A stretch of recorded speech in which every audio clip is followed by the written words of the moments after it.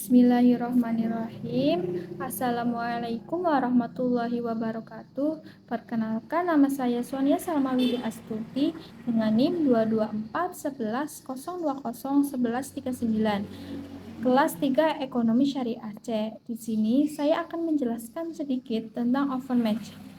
Pengertian overmatch atau keadaan memaksa. Overmatch dapat diartikan suatu keadaan di mana debitur tidak dapat melakukan prestasinya kepada kreditor setelah dibuatnya persetujuan yang menghalangi debitur untuk memenuhi prestasinya, di mana debitur tidak dapat dipersalahkan dan tidak harus menanggung resiko, serta tidak dapat menduga pada waktu persetujuan dibuat yang disebabkan adanya kejadian yang berbeda di luar kuasanya, seperti gempa bumi, banjir, dan kecelakaan. Yang kedua yaitu ada pembagian overmatch. Overmatch yang mutlak adalah apabila prestasi sama sekali tidak dapat dilakukan oleh siapapun juga.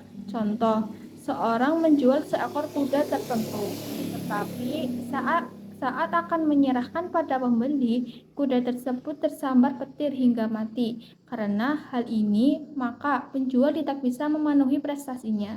Yang kedua yaitu ada overmatch tidak mutlak, adalah pelaksanaannya masih dimungkinkan, hanya memerlukan pengorbanan yang besar dari debitur.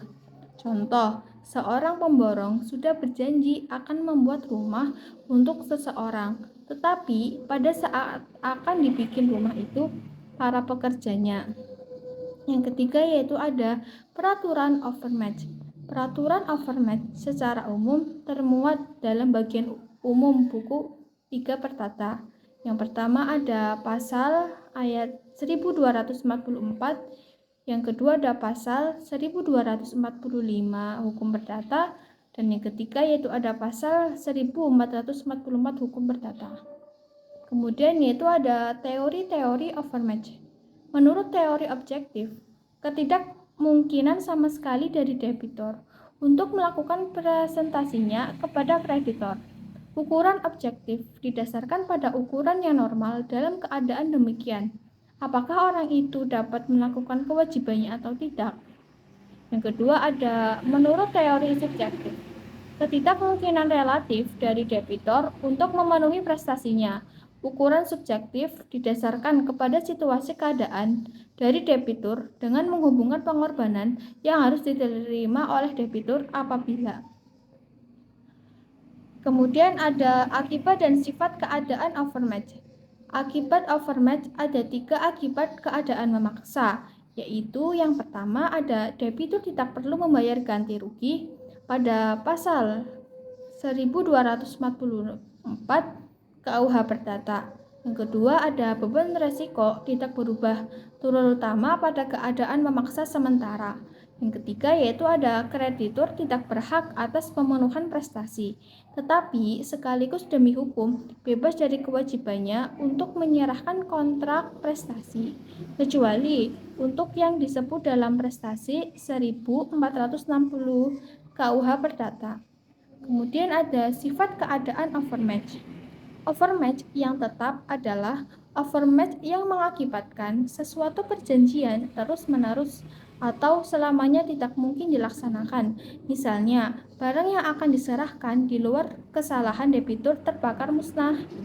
Overmatch yang sementara adalah overmatch yang mengakibatkan pelaksanaan suatu perjanjian ditunda daripada waktu yang ditentukan semula dalam perjanjian. Misalnya, larangan untuk mengirimkan barang dicabut untuk barangnya yang hilang diketemukan kembali. Kemudian ada pembuktian adanya overmatch.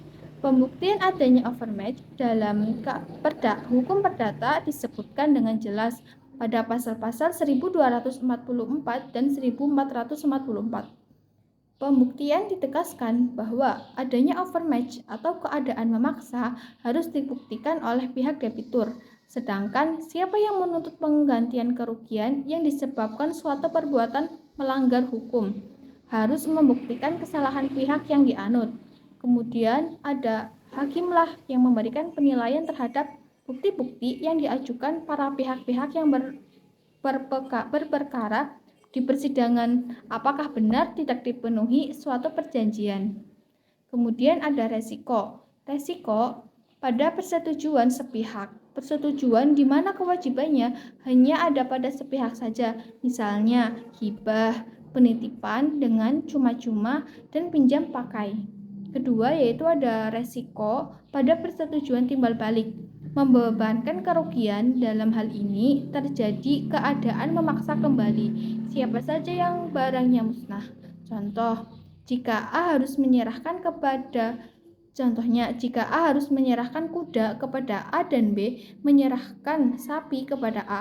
Jika kuda A mati disambar petir, maka B tetap memberikannya. Sekian, terima kasih. Wassalamualaikum warahmatullahi wabarakatuh.